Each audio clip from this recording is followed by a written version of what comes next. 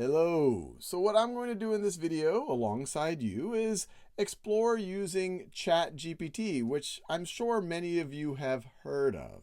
So the first question is, why is it called ChatGPT? Well, the GPT part stands for Generative Pre-trained Transformer.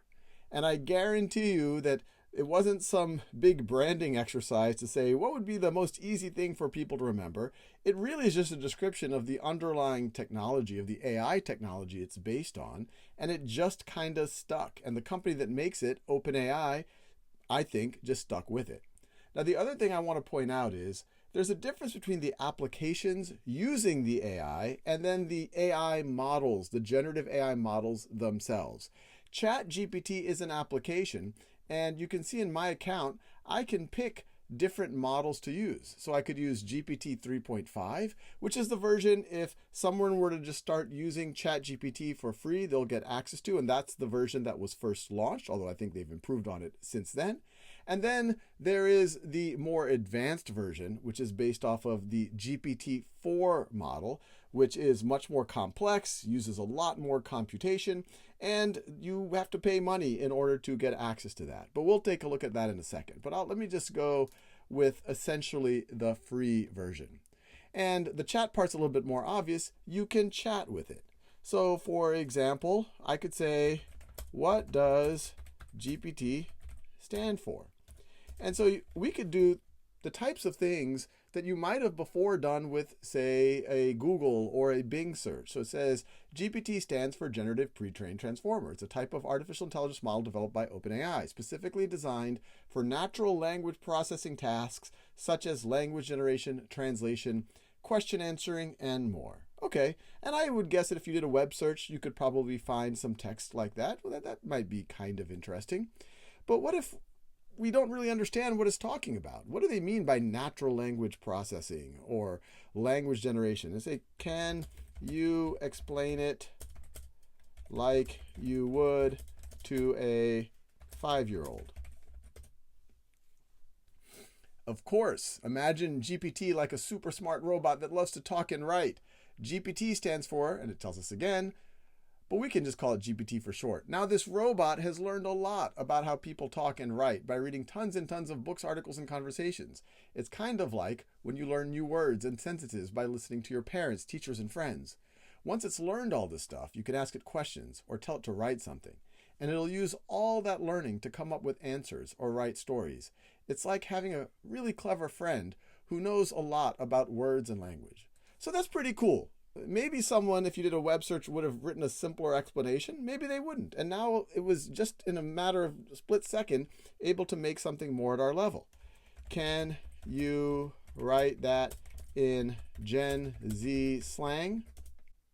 So this AI buddy has basically absorbed mad knowledge by scrolling through endless texts, articles, and convos. Kind of like how you pick up slang and memes from your feed.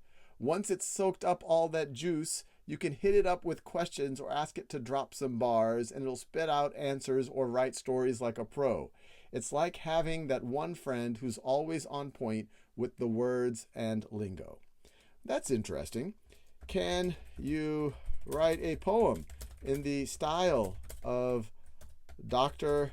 Seuss, explaining GPT technology? Let's see what it does here.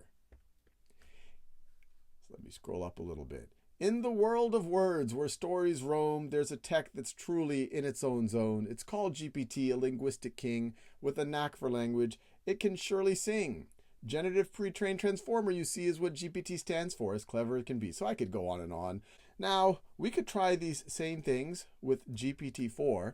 And in future videos, I'll go into much more depth of the real power of something like GPT-4. But we will, in general, get better answers here. Now, what's cool about this GPT-4 access is it also has DALL-E access, which is integrating with the ChatGPT the ability to generate images.